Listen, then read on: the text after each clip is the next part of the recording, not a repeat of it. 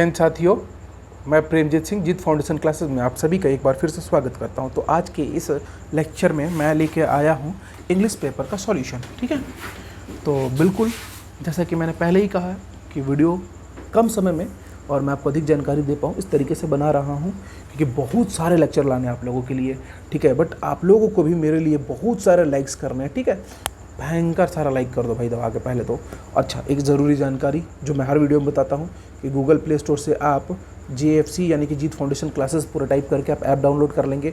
वहाँ पे आपको CG टेट की तैयारी भी करवाई जा रही है और CG टेट जोड़ दिया गया है टीचर वाली बैच में। ठीक है, आप क्या कर सकते हैं, बहुत कम फीस, जितनी फीस में आप बाहर में अलग अलग बैचेस CG टेट के लिए ले रहे हैं ना, उतने फीस में हमारे यहाँ आपको सहायक शिक्षक वर्ग 3, वर्ग 2, ठीक है, विज्ञान और गणित, और वर्ग 2 सामाजिक विज्ञान, साथ में लेक्चरर, मतलब उतने कम फीस में जितने में लोग CG टेट वगैरह आपको पढ़ा रहे होंगे इन 18 दिनों के लिए, आपको पूरे 1 साल की वैलिडिटी के लिए 1 ईयर के लिए आपको पूरा का पूरा बैच मिलेगा और बेस्ट कंटेंट मिलेगा, साइंस मैथ्स से लेके आपको हर एक चीज़ का। ठीक है, चलिए शुरुआत करते हैं आज के वीडियो की। आप क्या करिएगा, ऐप डाउनलोड कर लीजिएगा, आपको सारी जानकारी उससे मिल जाएगी। ठीक है, तो हम शुरुआत करते हैं और इसमें हमारा जो पहला है, थर्ड पार्ट है आपके इस पेपर का कि read the following passage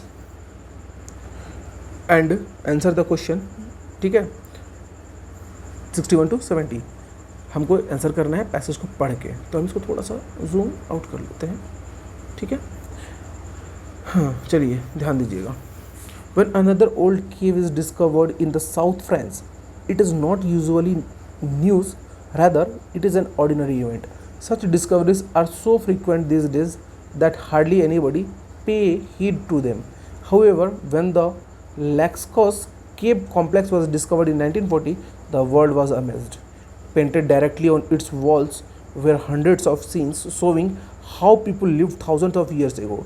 These scenes show people hunting animals such as bison or wildcat.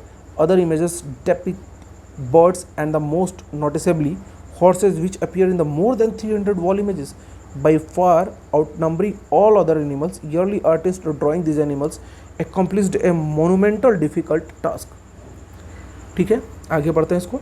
They did not limit themselves to easily accessible walls but carried their painting materials to spaces that required climbing steep walls or clawing into narrow passages in the Laxkos complex. Unfortunately, the paintings have been exposed to the destructive action of water and temperature changes, which easily wear the images away. Because the Laxkos caves have many entrances, air movement has also damaged the images inside. Although they are not out in open air, where nature light would have destroyed them long ago, many of the images have deteriorated and are barely recognizable. To prevent further damage, the site was closed to tourists in 1963, 23 years after it was discovered. ठीक है, तो ये पूरा passage पढ़ने के बाद हमने करना है इन क्वेश्चंस का आंसर। ठीक है, क्वेश्चन नंबर 1 है कि the underline the word depict is closest is meaning to so hunt count draw. तो इसका सीधा सीधा मतलब होगा सो। ठीक है, सो करने के लिए। The underline word however is used in the sentence as adjective, preposition, adverb या एक्सक्लेमेशन। तो इस क्वेश्चन का सही आंसर होगा एज ए एडवर्ब। ठीक है, 63 question number, according to the passage all of the following caused damage to the painting, expect temperature changes, air movement, water or light। सबसे ज़्यादा मतलब ऑल ऑफ द फॉलोइंग। ठीक है, painting accept light. ठीक है, क्योंकि केव्स के अंदर था तो लाइट से उतना डैमेज उसको नहीं किया। पैसेज में तो यही कहा गया है। In the underlined expression hunting animals, the word hunting is used as, ठीक है, verb in continuous form, noun, adjective या जंक्चर। तो ये होगा आपका नाउन। इस क्वेश्चन का सही आंसर क्या होगा, नाउन।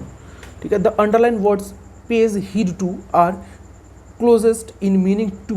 65 नंबर क्वेश्चन है, डिस्कवर्स, वॉचेस, नोटिसेस या बाइस। तो 65 का आंसर होगा हमारा सी, नोटिस। ठीक है, 66 what does the passage happened at the Laxkos caves in 1963? Visitors were prohibited from entering. A new lighting system was installed. Another part was discovered. A new entrance was created. तो सब लोग को पता है एकदम last में passage की ये था, तो इसका सही आंसर क्या है, visitor were prohibited from entering. 1963 के बाद से विजिटर जो है वो बंद कर दिए गए, इसके खोज हुई 1940 में और फिर 1963 में बंद कर दिया गया। चलते हैं हमारे 67वें नंबर क्वेश्चन पे। Based on the passage what is the probability true about the south of France. ठीक, it is home to rare animal, it has a large number of capes, it is known the horse racing event, it has attracted many famous artists, तो it has a large number of capes। ठीक है, और वहीं पे इसका invention हुआ था, discovery हुई थी। 68 according to the passage which animals appear most often on the cave walls. ठीक, 68 नंबर क्वेश्चन है और पैसेज को पढ़ेंगे तो बड़ा इजी पैसेज है, आपको आराम से मिलेगा कि बर्ड्स बीसॉन हॉर्स और वाइल्ड कैट, तो 300 से ज़्यादा घोड़ों की जो तस्वीरें थी। ठीक है, तो ये डायरेक्टली आंसर मिल जाएगा।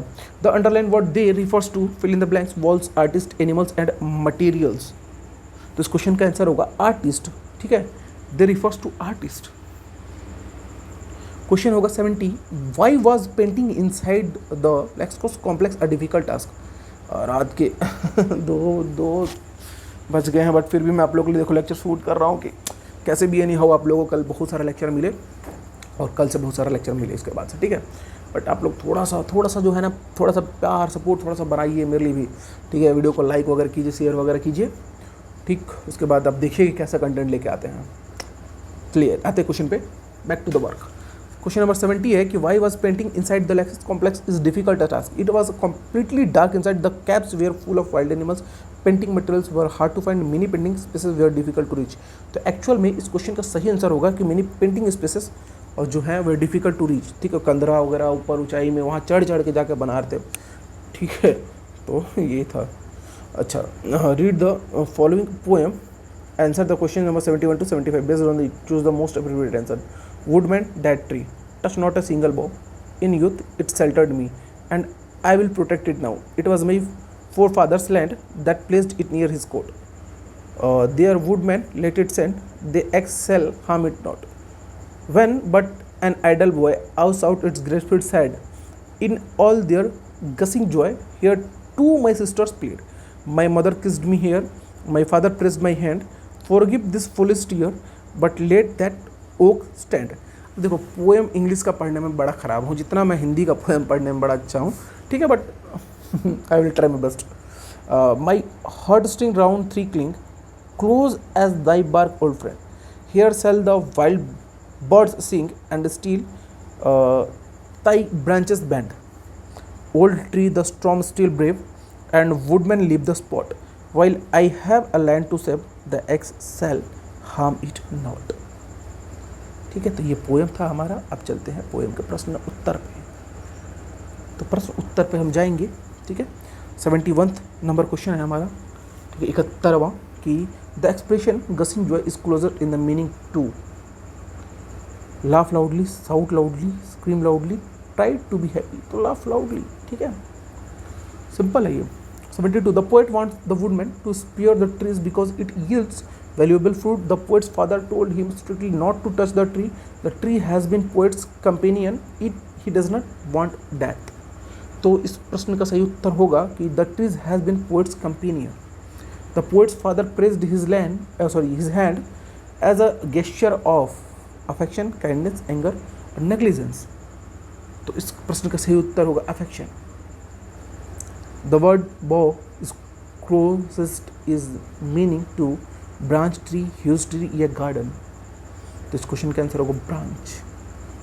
क्लियर, चलिए आगे बढ़ते हैं। The poet will guard the tree with his eye, hand, heart या नेग्लिजेंस। तो poet will guard the tree with his, negligence तो होगा नहीं।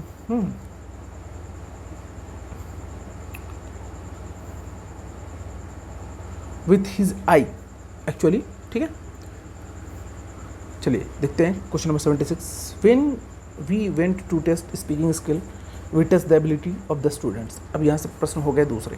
ठीक है, ये अंग्रेजी शिक्षण शास्त्र के प्रश्न चालू हो गए। तो इस क्वेश्चन का आंसर होगा कि भाई when we want to test speaking skill we test the ability of the student. Option है हमारे पास to use proper punctuation marks, to narrate incidents or events, to make conclusions from the given abstract, to understand the main thought.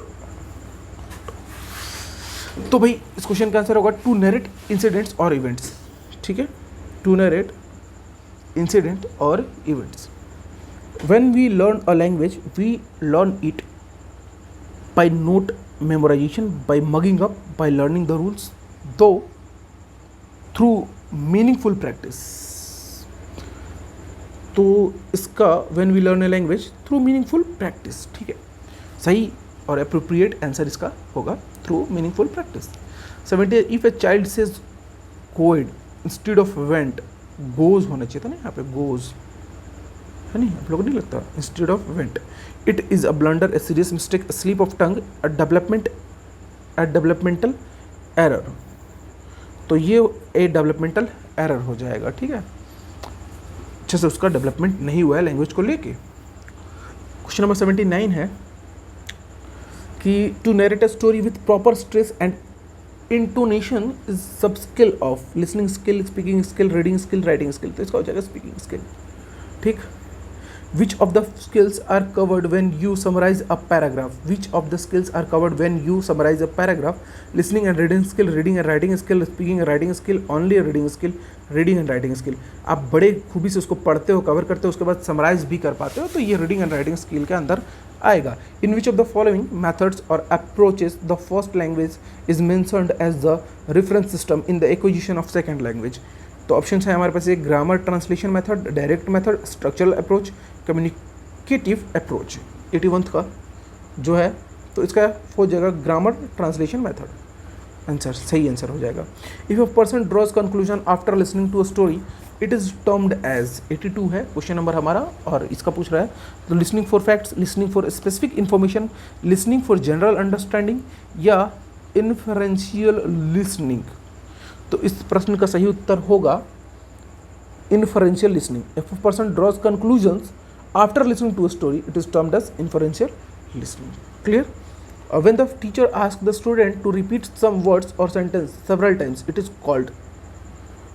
अगर teacher है और वो बोल रही हैं कि रिपीट करो सम वर्ड्स को या सेवरल सेंटेंस को सेवरल टाइम्स करो, तो ये क्या कहलाता है, ठीक है.